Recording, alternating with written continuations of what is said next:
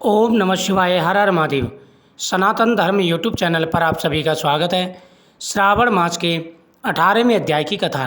सनत कुमार बोले, हे भगवान, हे पार्वतीनाथ, भक्तों पर कृपा करने वाले दया सागर, अब आप 10वीं तिथि का महत्व बताइए। ईश्वर बोले, हे सनत कुमार, श्रावण मास में शुक्ल पक्ष की 10वीं तिथि से यह व्रत आरंभ करें। हर माह शुक्ल पक्ष की 10वीं तिथि को यह व्रत करें। इस प्रकार 12 महीने में इस उत्तम व्रत को बाद में श्रावण मास में शुक्ल पक्ष की 10वीं तिथि को उद्यापन करें। पूरी साल इस व्रत को रखें। जब भी 10वीं तिथि आए और श्रावण मास के शुक्ल पक्ष की 10वीं तिथि को इसका उद्यापन करें। राज्य की इच्छा रखने वाले राजपुत्र, उत्तम कृषि के लिए वैश्य पुत्र, प्राप्ति के लिए गर्भिणी स्त्री, धर्म अर्थ काम की सिद्धि के लिए सामान्य जन, श्रेष्ठ वर की अभिलाषा रखने वाली कन्या, यज्ञ रखने की इच्छा वाले ब्राह्मण, आरोग्य के लिए रोगी और मित्र, पति के परदेश में रहने के लिए उनकी आने वाली पत्नी इस व्रत को करें। इसका बड़ा महत्व है। श्रावण मास में शुक्ल पक्ष की 10वीं के दिन स्नान करके देवता के पूजनीय घर के आंगन में 10 दिशाओं में पुष्प, पल्लव, चंदन से या जौ के स्पर्श से अधिदेवता की शास्त्र भान युक्त स्त्री रूपा शक्तियों का आंकलन करके नक्त वेला में 10 दिशाओं में उनकी पूजा की जानी चाहिए। घृत मिश्रित नैवेद्य अर्पण करके उन्हें पृथक पृथक दीपक प्रदान करना चाहिए। उस समय जो फल उपलब्ध हो उसे भी चढ़ाना चाहिए। इसके बाद अपने कार्य की सिद्धि के लिए इस प्रकार की प्रार्थना करनी चाहिए, हे अग्निदेवता, मेरी आशाएं पूर्ण हों और मेरे मनोरथ सिद्ध हों। आप लोगों की कृपा से सदा कल्याण हो। इस प्रकार पूजा अर्चना करके ब्राह्मणों को दक्षिणा साध्य देना चाहिए।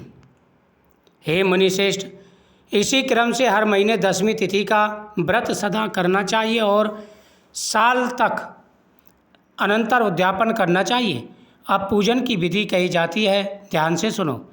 सुवर्ण या चांदी या चांद से ही 10 दिशाओं का निर्माण कराएं।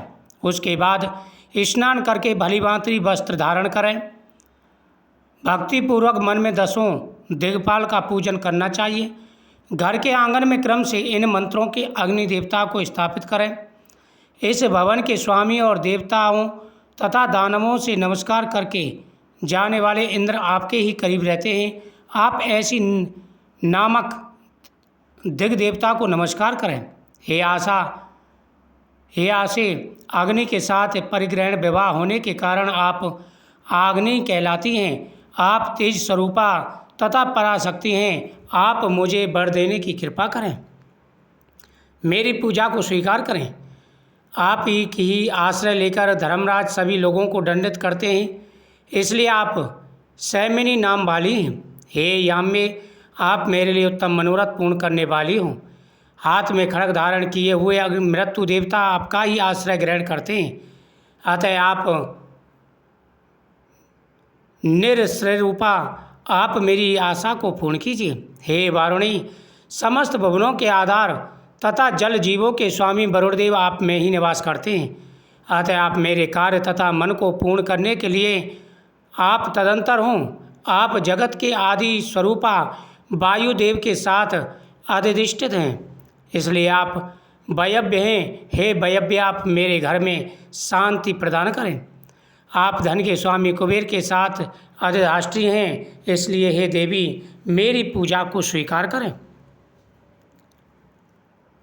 मेरी अभिलाषा को पूर्ण करें। आपको नमस्कार है, नमस्कार है। सभी नक्षत्र, ग्रह, तारागण तथा जो नक्षत्र माताएं और जो भूत प्रेत तथा विघ्न करने वाले विनायक हैं, उनकी मैंने भक्तिपूर्वक मन से भक्तिपूर्वक पूजा की है। वे सब मेरे अभिष्ट की सिद्धि के लिए सदा तत्पर हूँ।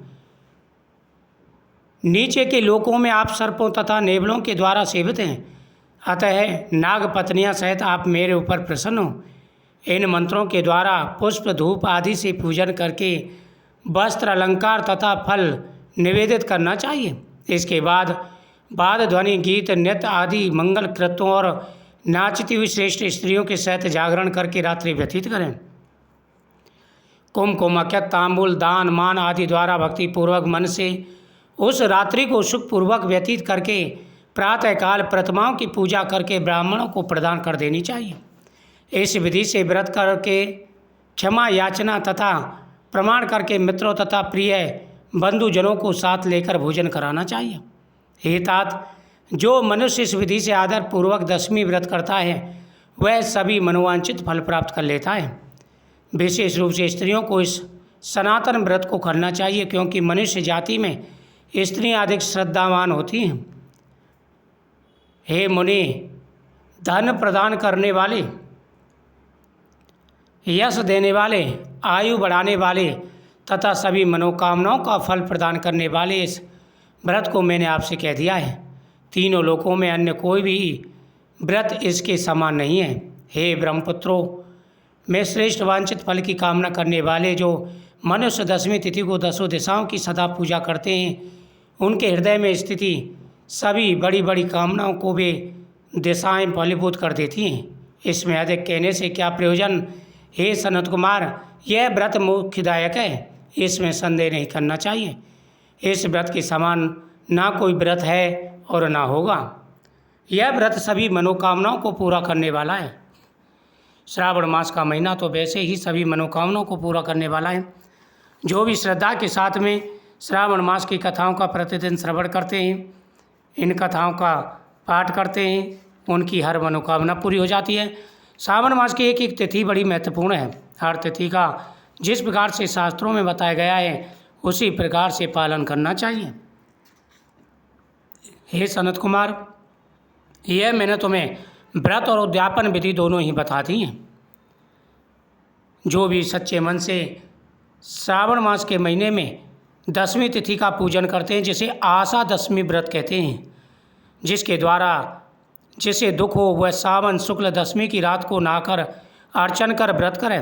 रात में दिशाओं में फूल, पल्लव, चंदन या यज्ञ द्वारा घर के प्रमाण में देवों को लिखकर शास्त्र तथा वाहन आदि स्त्री चिन्ह द्वारा चिन्हित कर घी निर्मित नैवेद्य दे, अलग अलग दीपक दे, ऋतु समय में होने वाले फल देकर अपने काम को कहे, मेरी आशा शोभनी हो तथा मेरे मनोरथ सदा सिद्ध हूँ, आपके प्रसाद से निरंतर कल्याण हो, इस प्रकार कहकर के प्रार्थना करनी चाहिए। जो भी सच्चे मन से प्रार्थना करते हैं उनकी मनोकामना पूरी हो जाती है। हर व्रत का अलग महत्व होता है। सभी तिथियां अपने अपने महत्व के कारण पूजनीय होती हैं। इस प्रकार से स्कंद पुराण के अंतर्गत ईश्वर सनत कुमार संवाद में श्रावण महत्व में आशा दशमी व्रत कथन नामक 18वां अध्याय संपूर्ण हुआ। ओम नमः शिवाय।